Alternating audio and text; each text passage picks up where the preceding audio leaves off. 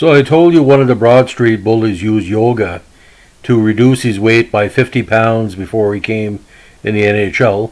And that same person was drafted twice by the WHA and almost scored the Stanley Cup winning goal in 1974 for the Flyers' first cup. And you're saying, is this all the same person? Well, yes, it is.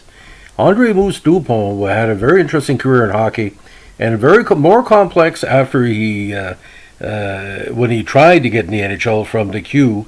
But his time with the Flyers, he was well-known aggressor and protector, and had some strong seasons with Philadelphia as part of their BSB squads.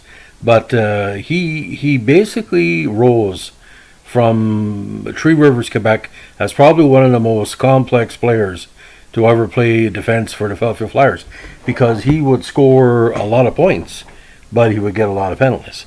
Now, he first came to prominence in the Q many years ago in 1967 with Trois-Rivières. He scored 29 points in his first season.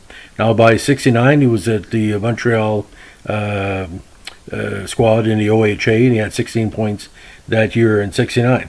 Now, he only came to major prominence, ladies and gentlemen, in the 1969 NHL Amateur Draft. Now, he led the Q in penalty minutes with 310 in 1970-67. And he also played for Thetford in the 67 Memorial Cup tournament.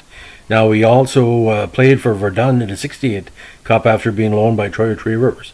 He had 76 minutes in penalties in the OHA playoffs in 69, ladies and gentlemen. Now, they say his playing weight junior was 250 pounds, but some people said it was 270, 280.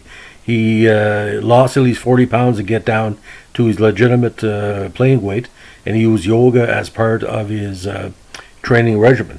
Now, he was eventually drafted by the Rangers in the first round, 8 overall. So a big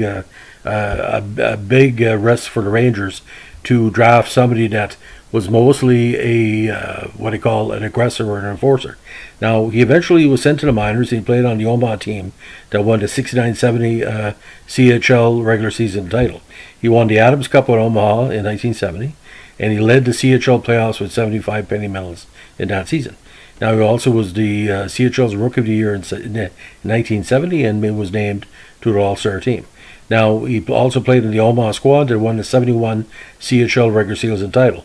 Now, he scored his first NHL goal on March 3rd, 1971 versus California at MSG, beating goaltender Gary Smith for a 7-1 Rangers lead in the third period. Now, he had 308 minutes in penalties for Omaha in 71. He won the Adams Cup with, again, Omaha in 71, and led the CHL with 45 penalty minutes in 1971. He won the co-MVP, the Tommy Avin Trophy with Omaha in 71, and he won the NVD award again with Omaha in 71, and was named the All-Star team. Now, the big problem now is if you can consider this. Okay, he was selected by Chicago Cougars in the 1972 WHF, the first ever WHF draft in February 72 of existing or under contract players.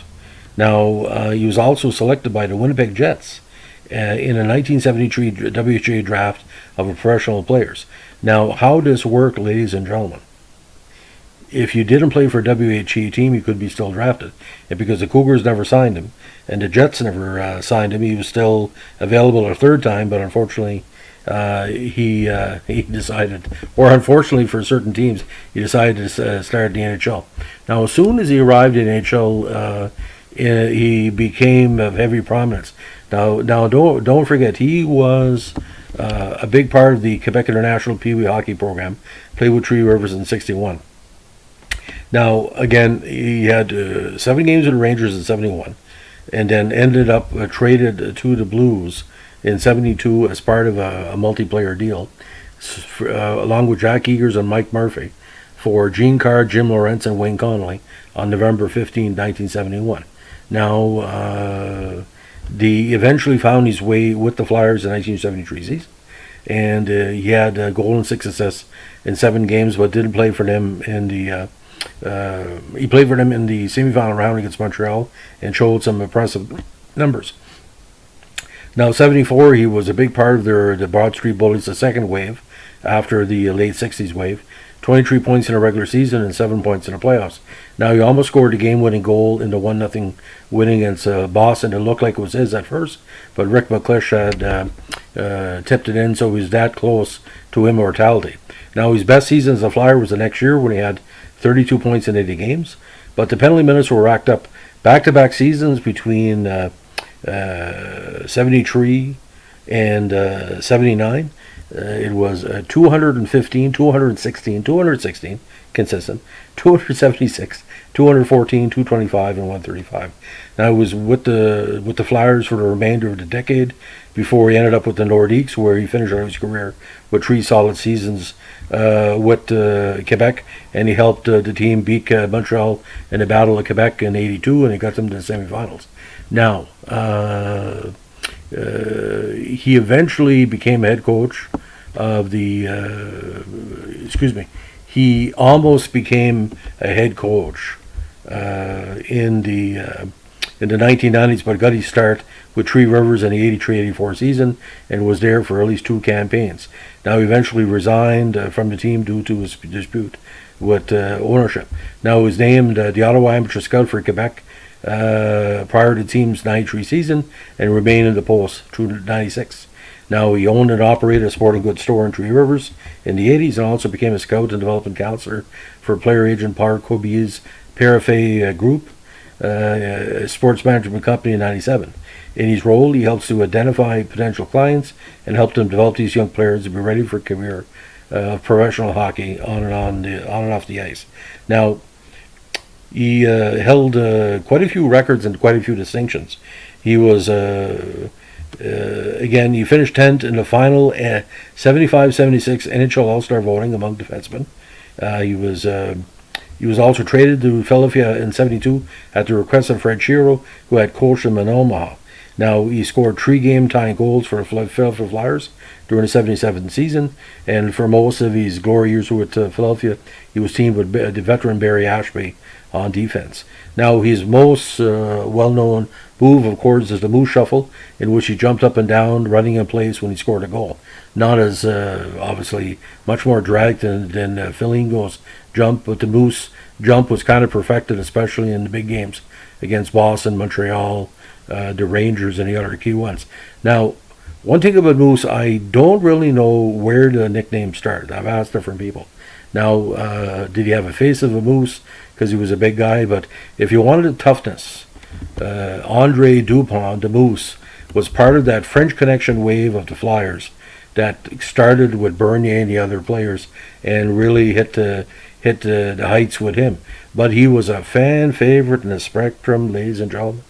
He would chant Moose as soon as he came on the ice, and he would chant Moose anytime he won a fight, which was very often. But I look at the consistency, ladies and gentlemen. When you're averaging at 215 minutes in penalties, that means he's doing something specific, like 15 or 20 fights a year. And he's final NHL totals, 800 total games, 244 points and 59 goals, nearly 2,000 minutes in penalties.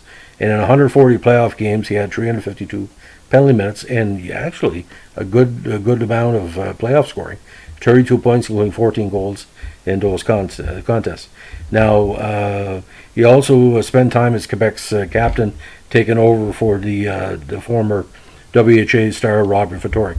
Now, it would be interesting if Andre Dupont would have taken a leap and joined the WHA after the last 2 title years, but he was very dedicated to the Flyers program. And I think he stayed too long in Philadelphia, in my personal opinion.